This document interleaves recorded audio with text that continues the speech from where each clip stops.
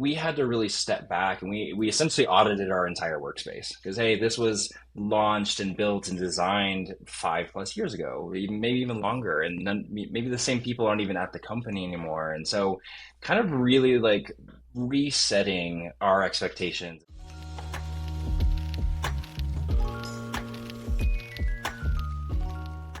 Welcome to the CX Files podcast. Today's guest is Louis Wendelstedt. He goes by Lou. Lou, thanks for joining. Thanks for having me, Ben. It's great to meet you.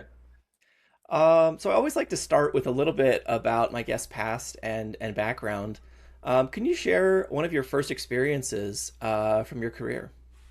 Yeah, so my background actually started in hospitality. So I've been in a variety of different industries and spaces, from country clubs to hotels to restaurants, catering, you name it. I've been kind of across the board in a lot of different customer-facing spaces. Um, I've grown throughout that and kind of learned what I like, what I don't like, what I've been wanting to accomplish in my career, and have had the chance to transition through a bunch of different industries, through operations, a bunch of different spaces, and more recently I've transitioned into the tech and startup space, where I've had a lot of success in growing customer support teams, and really developing out a great customer experience across the board. And so that through that experience has led me to my current role at HomeBot, where I have a very small team of really talented professionals that we're doing a lot of really great work. Nice. Um, when you started at HomeBot, was there something that stood out to you or that maybe surprised you a little bit? Yeah, I think what really stood out from the get-go was, I was stepping into a team that was very tenured, which is not normal, I would say, for a normal customer support team. It's typically that's a very high turnover, a high capacity position that's oftentimes changing, right? And this team Mm-hmm. were at the least had been there for roughly 2 years. And so for me, stepping into a position of being a new employee, being a new manager, and leading a team that's very experienced and very just top notch, incredible. It was really surprising to see how accomplished and how much they were able to get done, with the constant change, with the constant leadership changes or different things happening within the org. And then right after I started, there were some challenges of major volume, bugs, outages, things that this team had never gone through before. And it was something I've experienced, something I've gone through, but it was interesting to see their responses and how we jumped in together as a team and dealt with a lot of worry and stress and overthinking and just lots of volume and work coming to us. And then how do we balance this? How do we balance managing and building this new relationship on top of still delivering a great experience and dealing with all these different issues? And so, it was just surprising to see, or incredible to see, the work that this team was already doing and where I could fit into this and where I could help guide them and support them in a lot of different ways. I see. Yeah, I mean that must have been a trial by fire sort of thing, coming in Hmm. with with outages and things going on. I think it seems really common, unfortunately, that a lot of teams are overburdened, and Hmm. it's sort of the fire hose, drinking from the fire hose of so many tickets Hmm. coming in, and then you know how do you address all of that while still doing all those other things like you're saying? I mean, especially if you're new at an organization, and there's always some other priorities Hmm. on the list, as well as, of course, responding to people.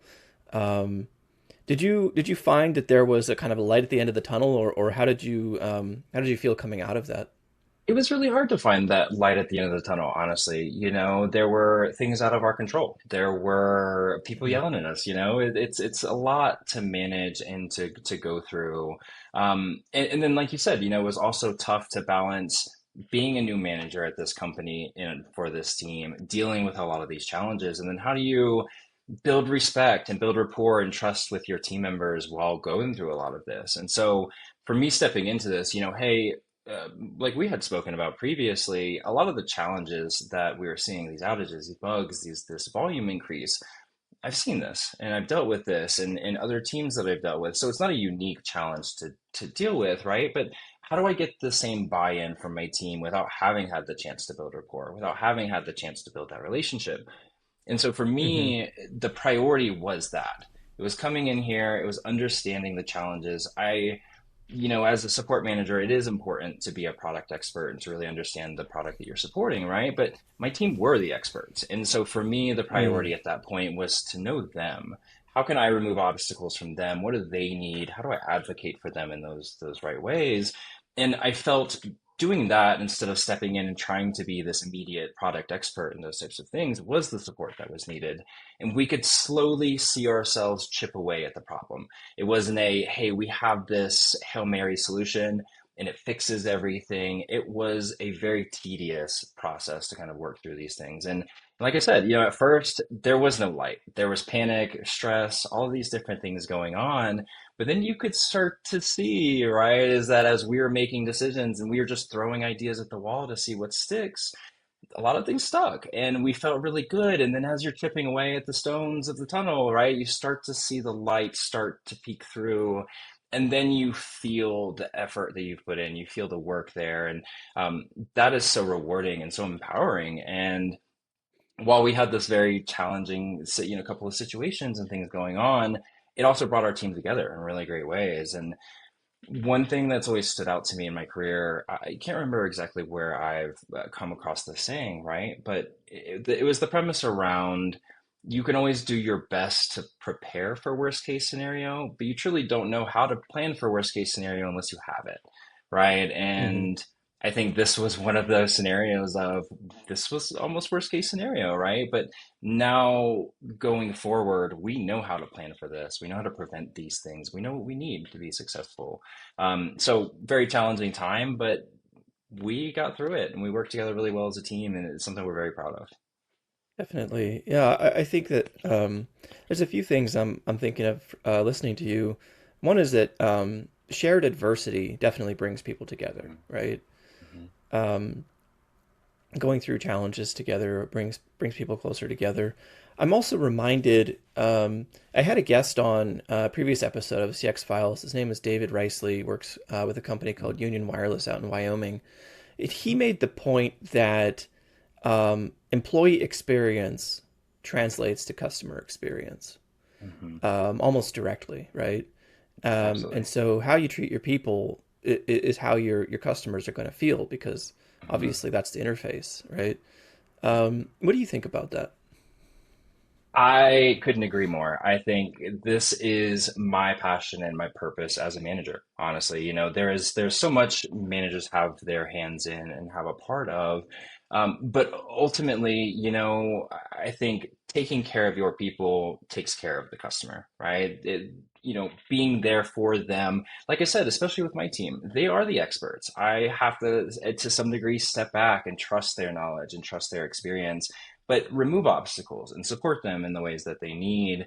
Um, and that approach I've seen so much success with that approach of they feel supported, my team feels supported, they feel advocated for, they feel heard within these different spaces. And we are the team, in a customer support function that is advocating for the users, that is advocating and supporting people and being there for them and being that support piece, and if our internal teams aren't in a headspace or their well-being isn't taken care of, how could they possibly deliver a top-notch experience? How could they deliver any type of consistent experience if they are not in a place to do so? And so for me, I think that is the infrastructure of my management style is take care of my people, they take care of your customer, and they take care of your company. Right, right, absolutely. Yeah, I mean, it seems obvious, right? But Mhm. somehow this doesn't always happen. Right. Um, one of the other themes here I'm thinking about is this idea of consistency versus flexibility.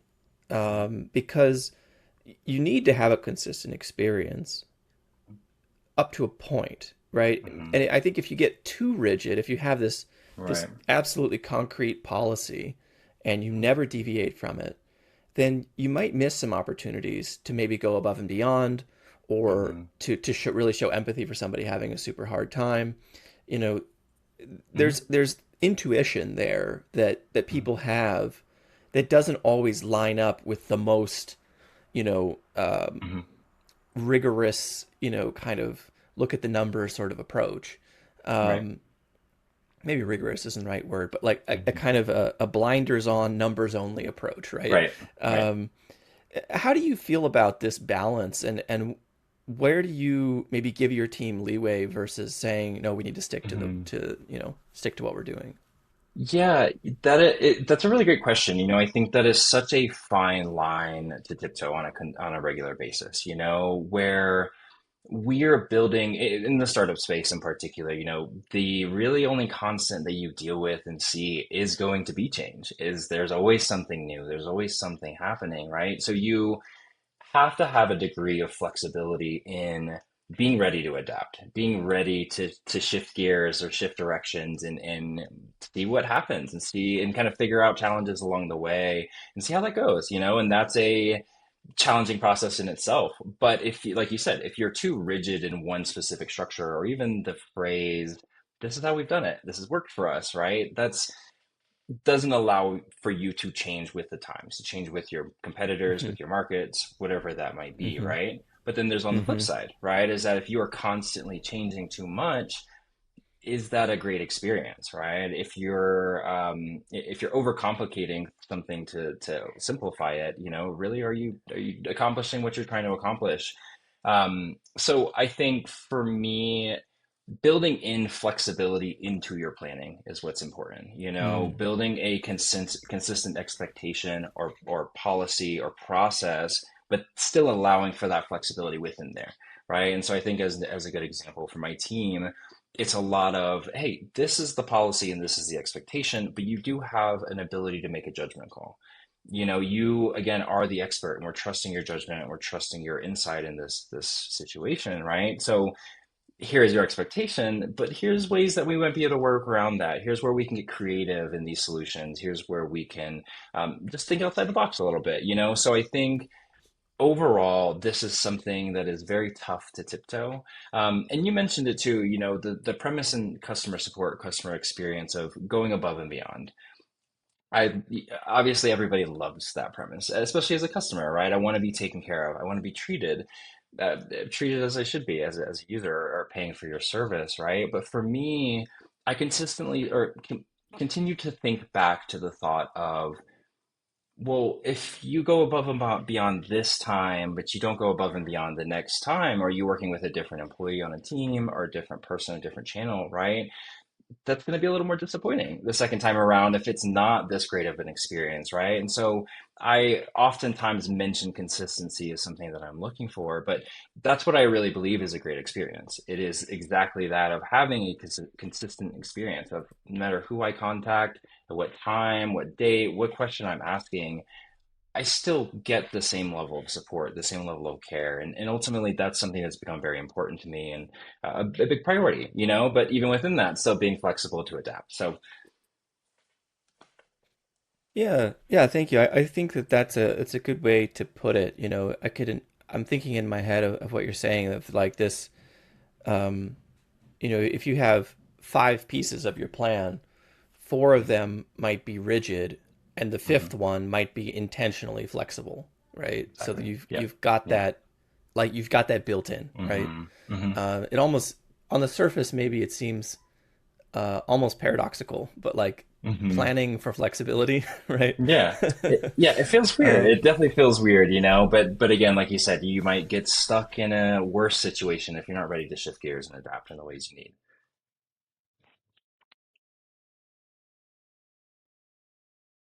Definitely, yeah. I think there's there's a lot of talk about VOC. Sorry, my I think my son That's might okay. be crying in the background here. No, it's okay. We're doing this from home. Yeah, yeah. I feel that. um, sorry. Yeah. So um, there's a lot of You're talking talk about about VOC. VOC. Yeah. Hmm. Yep, and there's a lot of different ways to approach that, and there's Hmm. so much value that can be gained from that. Hmm. Hmm. Um, and I think there's there's different tools and methods for this, but a lot Hmm. of it is kind of again it's leaning a little bit more into um, the subjective. It's leaning a little bit more into Yep. intuition. The Hmm. people that are talking to customers every day are naturally going to have a very strong sense Hmm. of this. How do you approach, you know, this VOC question, blending Hmm. that intuition side and also maybe the data side. Yeah, I go back and forth. That I think they both um, how do I want to put this?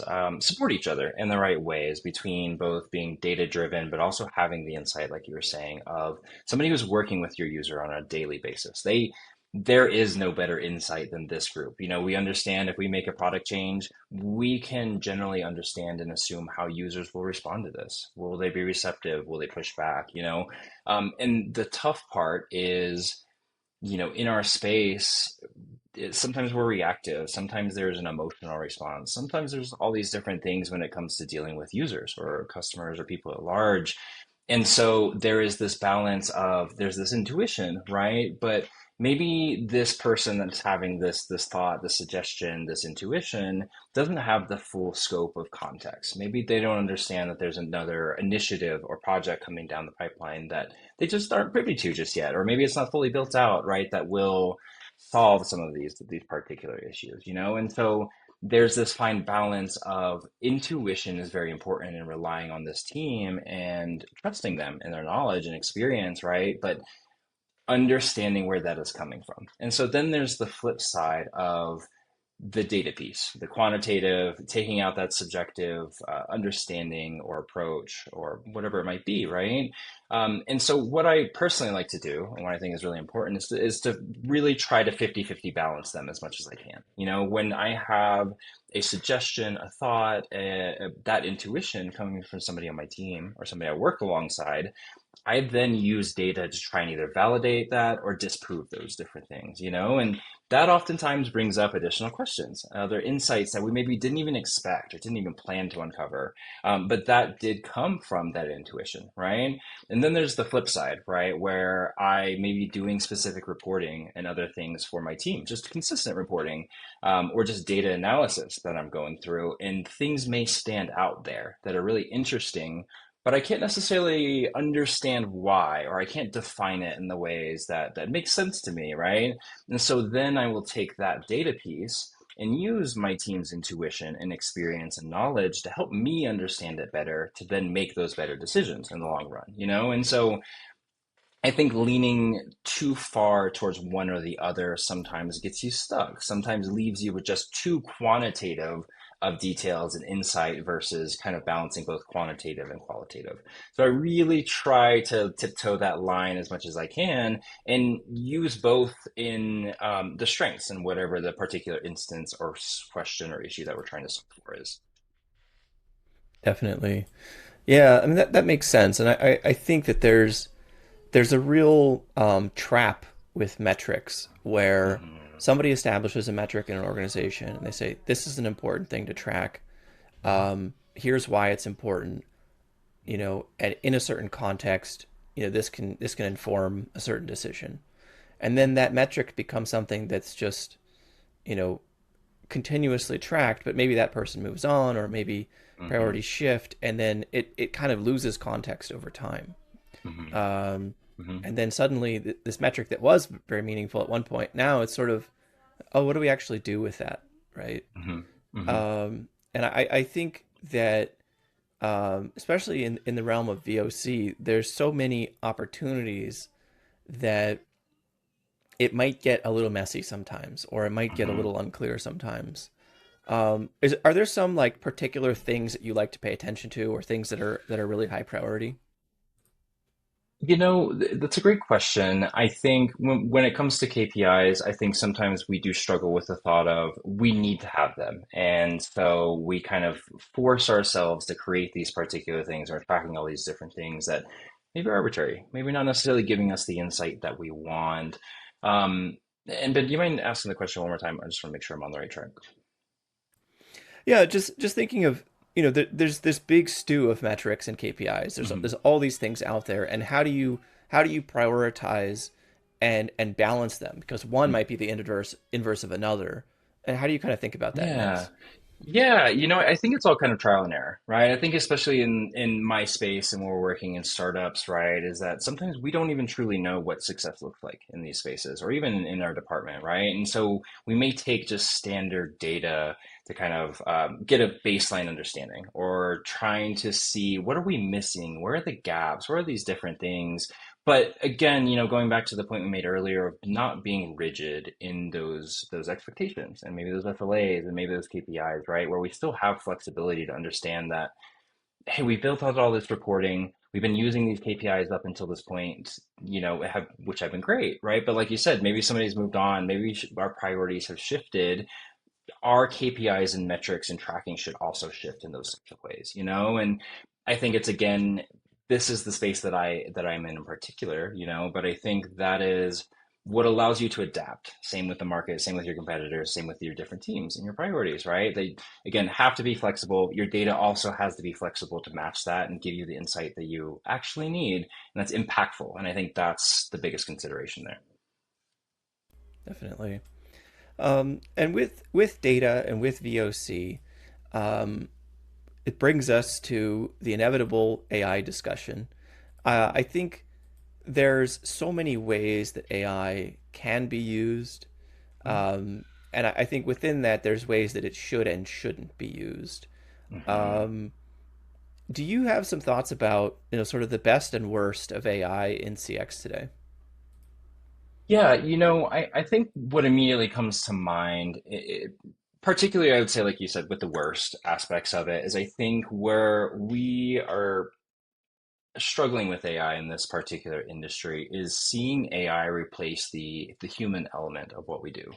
I think again, when you think of what is the function of support, right? It at a basic level, yes, we're handling issues and we're solving problems and we're doing all these different things. But at the end of the day, support is the team that's connecting this brand and this product back to the community and back to these users that we're serving, right? And so I think a somewhat concerning trend that I personally struggle with is this thought of AI replacing the human element of what we do, right? And while that is a capability of a lot of this technology, right? I think again it isn't serving people in the ways that we would like to, and part of that human experience and part of that human connection that we miss. And so when we look at kind of the flip side of where is AI really beneficial in our industry and within customer experience overall is I think having a really strong internal team that's knowledgeable, experienced, and are there to connect with people and understand their issues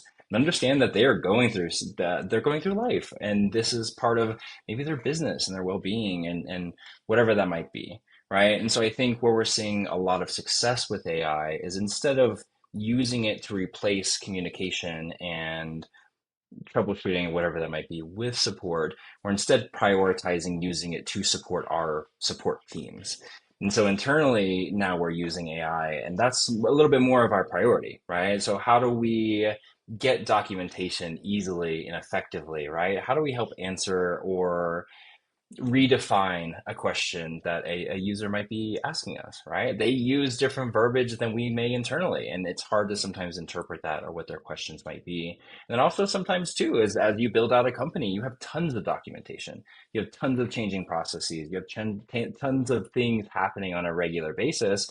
How do you keep up with it? It's chaos all the time, and how do you be effective in that? And so I think for me, what I'm trying to prioritize with my team, and honestly, what I think is the most impactful for AI is to support those internal people and support basically. And that's what I keep coming back to. We've tested AI in so many different ways and workflows and deflection and bits and pieces, and it works in the ways that you need. But again, I think something you mentioned earlier in our conversation was there is also this consideration that AI doesn't solve all your problems. You do have to put work into making it work for you.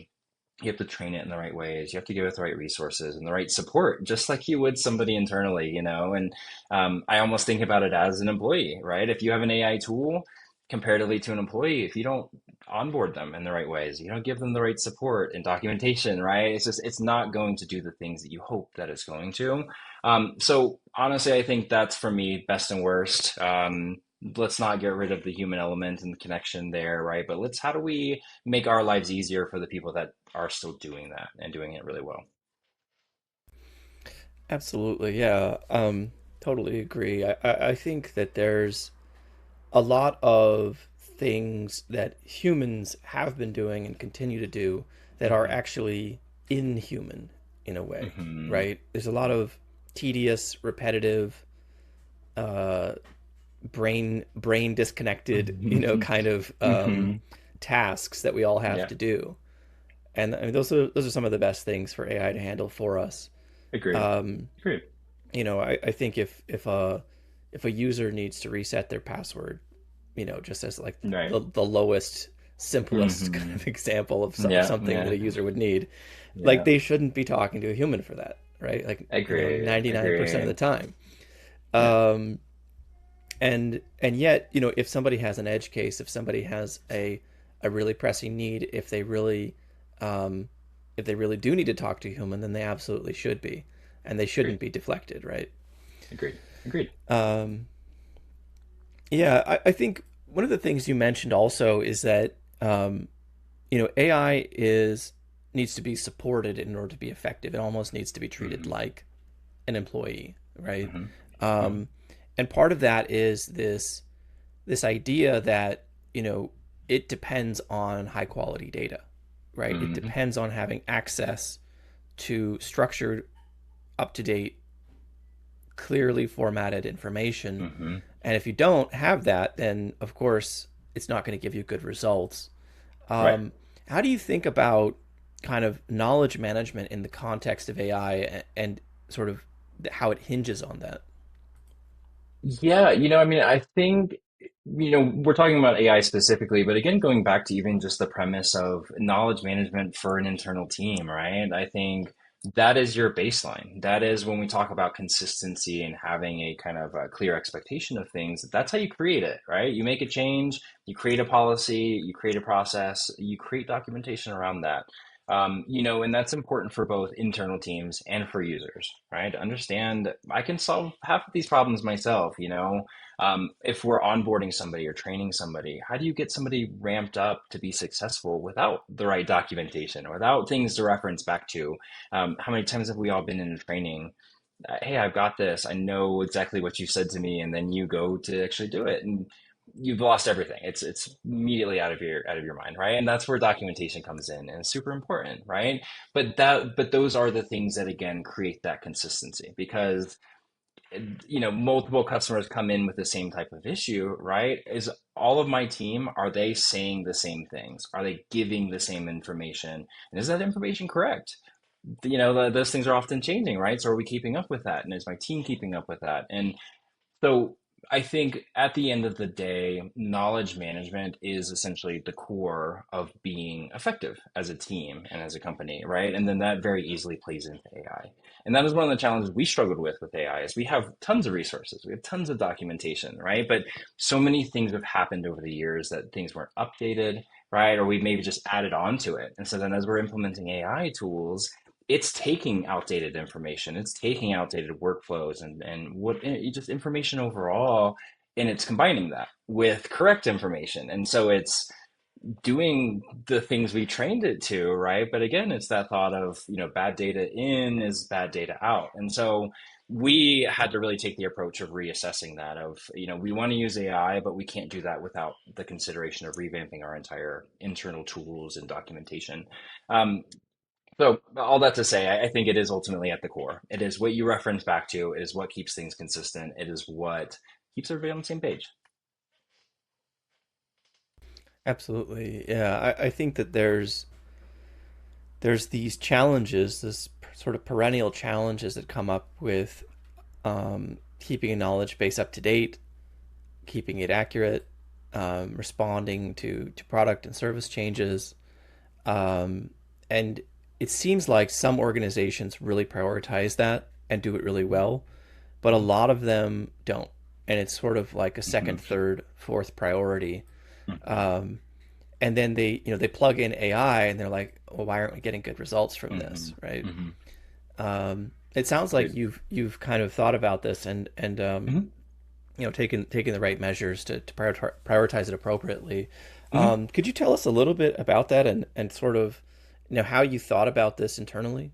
I mean, as far as you feel comfortable sharing. Yeah, yeah, absolutely. So when I stepped into this role here, there was a lot of, like you mentioned, right? Very simple issues that are repetitive, they're easy to do. Maybe they're very manual, or even on top of that, Mm-hmm. maybe the users can self-serve themselves and accomplish a lot of these things ourselves, right? And in the space that we're in with a very small, but kind of flexible team, right? As much as we can deflect that to prioritize major issues or bigger things that are happening that require a lot more investigation, um, that was basically our priority, right? Is then how do we start to chip away at if we can't hire more, we don't have the bandwidth to continue to grow as a team. How do we do more with what we've got and do it effectively? And so for us was okay, cool, right? AI is a great place to start. We use Intercom as our omni-channel support platform. They have some great AI capabilities built into it, right? And I have used it in past roles, and so all these different things, right? And so we go to launch and test AI capabilities, and we start to kick it on. We start to see like, what does it do? How does it respond?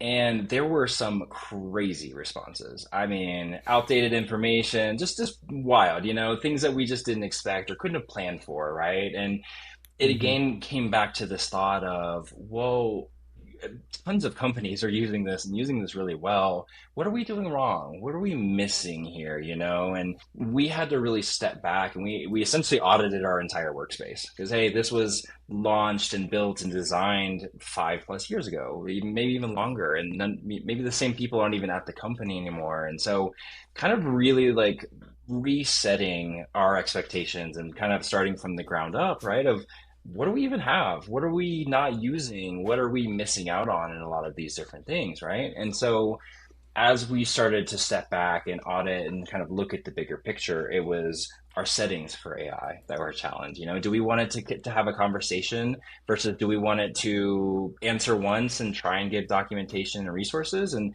if that doesn't work, it's transferred internally.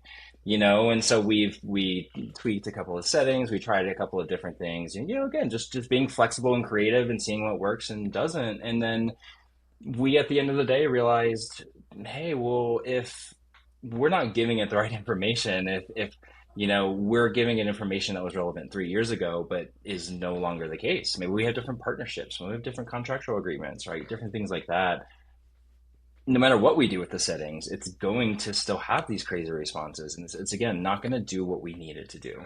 And so for us, we Mm-hmm. took the kind of let's take down two things in one effort type of approach with this of, hey, we're going to pilot these AI tools and do these different things, but why don't we also prioritize auditing our internal knowledge base to get rid of whatever's out of there and actually just redesign it in a way that makes sense for us, but then sequentially builds into AI, right? And then on top of Mm-hmm. that, we're editing Mm-hmm. our workflows and our routing. And so doing that kind of baseline infrastructure work then set us up to be able to then pilot and test AI in a much more effective capacity that we felt we could trust. We felt it was a lot more reliable. And then we started to A/B test and kind of see where things are working, what's not. But I think based on your previous question, I think about it as just not having an effective knowledge base and then trying to build AI is having cracks in your infrastructure and then trying to build a house or a skyscraper, those types of things, right? Mm-hmm. Where if Mm-hmm. you're not addressing the foundation and what's important, none of the other stuff is ever going to work for you. Or it may work for some time, but then there is going to be some cascading effects or things that you didn't expect to happen. So Right. we try to take let's step back, let's reassess, let's maybe start from the ground up and then build up to this and then see where it makes sense, but not force it. So that was our Mm-hmm. experience. Kind of try to take a holistic approach, try to be a little creative in how we tested and did different things with AI. Definitely. Yeah. I like the analogy of the building and the foundation. Hmm. I think knowledge management really is the foundation, Hmm. not only for AI, but for consistency, as you mentioned as well. Agreed. Um, and there's another topic here that I think is relevant and hopefully interesting. This idea that support, especially in a business that prioritizes individual customer relationships. So if you're in Hmm. B2B or certain Hmm. types of B2C business, Hmm. um, the actual interaction with a single customer has a material impact, right? It's Hmm. measurable, and so there's this topic of retention, right? And Hmm. I think historically, and I think it's changing in recent years, but Hmm. historically, support, even customer success, is this cost, and Hmm. the attribution of the real impact on retention, ultimately on revenue. That Hmm. attribution was kind of missing, and Hmm. that recognition accordingly was also missing. Yep. And I Yep. think in Absolutely. recent years that the ability to drive retention, to improve retention, is becoming more and more prevalent Hmm. and more measurable, Hmm. um, and even going beyond retention to upsell or to cross sell.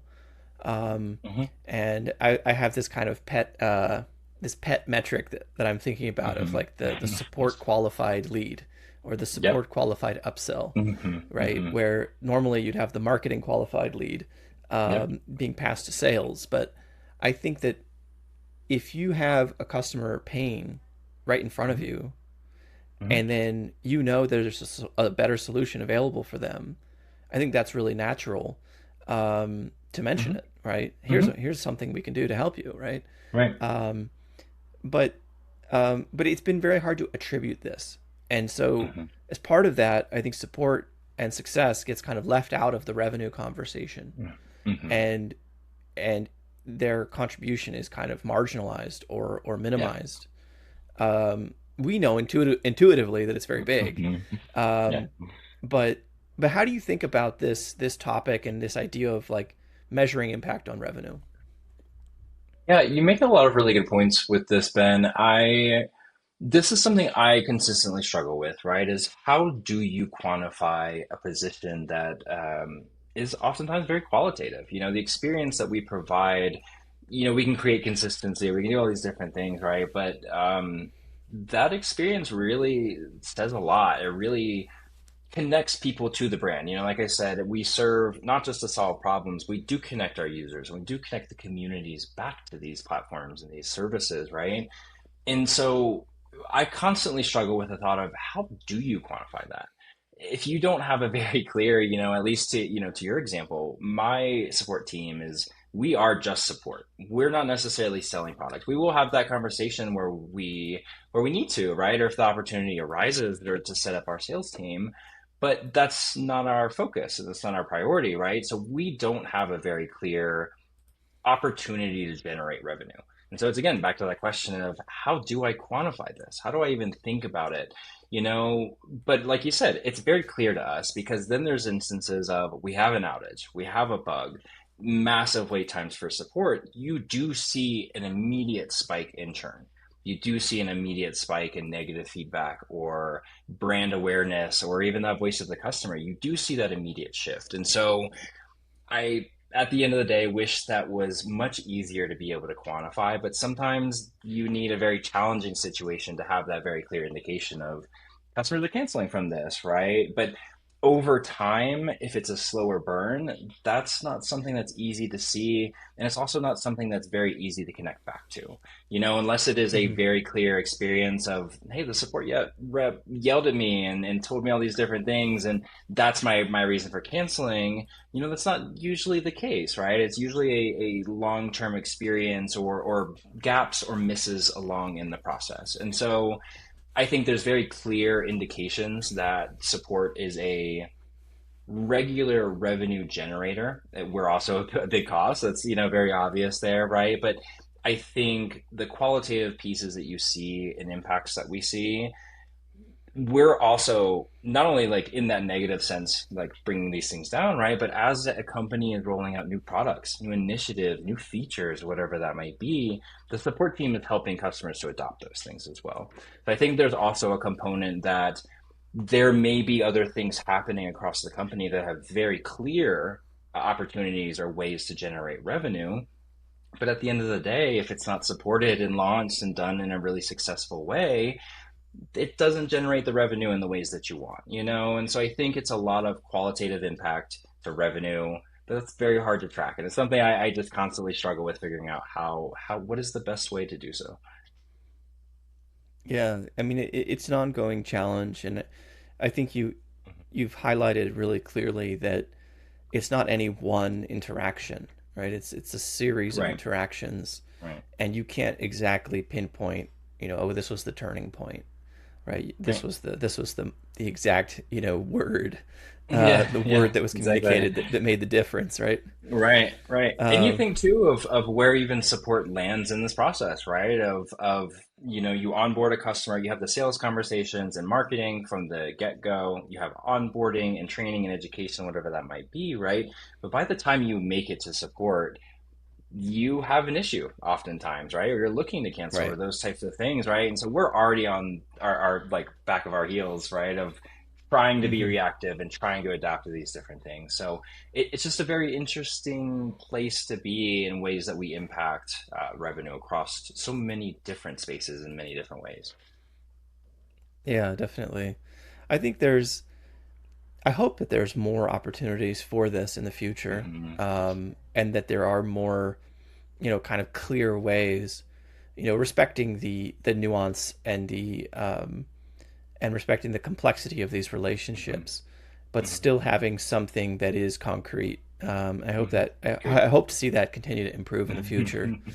Um, Great. Speaking of the future, as we're coming towards the end of our episode here, Yeah. what is something that you see coming over the horizon? What is something that you see changing in the near future, and what is something that you think is never going to change? I think kind of going back to the AI conversation, I think ultimately that is the big change in our industry. It's inevitable. It's already here. It's already impacting what we do in so many different ways. And so I think there's some degree of we do have to get on board, at least to some degree, make it work for us, or we're going to be behind in our competitors, in our market, and just so many different ways, and even in the service that we're providing. And so I Hmm. think at the end of the day in the future, that's not going away, and we have to figure out ways to adopt that into what we do regularly. But on the flip side, I think the one thing that's never going away is support is there to connect with people. We're not just solving problems. We are the ones having this conversation. We're the one that's building the brand and building our voice and understanding the voice of the customer. And I think if we lose that, customer support's really just not the same, and I truly hope and I do feel that a great customer experience never loses that human element of it. And I think that's something we even feel on a regular basis. And you're in a queue and you're dealing with ticket after ticket and all these different things. It's very hard to remember there is a person behind that, and it's not just a conversation. It's not just a ticket. And so I think that is one thing I don't see ever going away, or do I ever hope that it goes away? And I think that's what's the most impactful piece of customer support overall. Got it. Yeah, yeah. I agree. And I think that the context of this kind of AI wave that we're experiencing, I think that the value of human relationships is actually increasing Mhm. by Agreed. contrast. Agreed. Um, One final thought here before we sign off. Do you have any tips or any advice for people looking to Hmm. advance in their career? Um, and I know you've moved up through the ranks over the years. Hmm. Yeah, is there anything you'd like to share with people? I went back and forth on this question so many times, and I really struggled to narrow down my answers and what exactly to focus on. And ultimately, I landed on three main things. I think one, being able to advocate for yourself, understanding your value, what strengths and weaknesses that you have, understanding how to give and receive feedback in the right ways, and just how do you build your own personal brand. I think that's very important. I think also building technical skills, lots of people can do customer support. It's a very natural thing for people to step into, but being good at it is very challenging. So building Hmm. things like understanding your CRM tools that you use, whatever support channels that you use, understanding how to manipulate those things, how to improve them, how to work around these different things, and building a technical skill set. My last thing, and I think personally this is the most important and also impactful for me in my career, is just understanding data. Understanding how to manipulate data, understand how to find it, and understand how to make decisions from that. I often tell my team of in support, we're dealing with angry people, we're dealing with a lot of challenges on a regular basis, and there's a lot to vent about, there's a lot to complain about, or a lot to struggle through. But at the end of the day, like we need to use data to understand and advocate for ourselves and make better business decisions and use that to support things. And it's hard sometimes to not be focused on those complaints, right? And at the end of the day, it takes away a lot of that emotional response, a lot of the emotional interpretation of different things, and it simply quantifies it, right? And I mentioned the point earlier around like using data to make better business decisions. Like at the end of the day, you have a suggestion, you have a thought, you have this insight and this intuition from a support person working with a customer on a regular basis, right? Like using data only makes that argument significantly stronger, only helps you advocate in a better way. And I think that is for me what's really helped elevate my career, has helped me step into higher level conversations and again advocate for my team in a way that's impactful and efficient. Those are my three top things. I had to kind of narrow it down. I think there's tons of different things you could focus on, but those are my Hmm. my top of mind. That's what's been the biggest driving factor for me in my career. Excellent. Thank you, Lou, for joining today. This has been the CX Files, and we'll catch you next time. Bye. Thanks, Ben.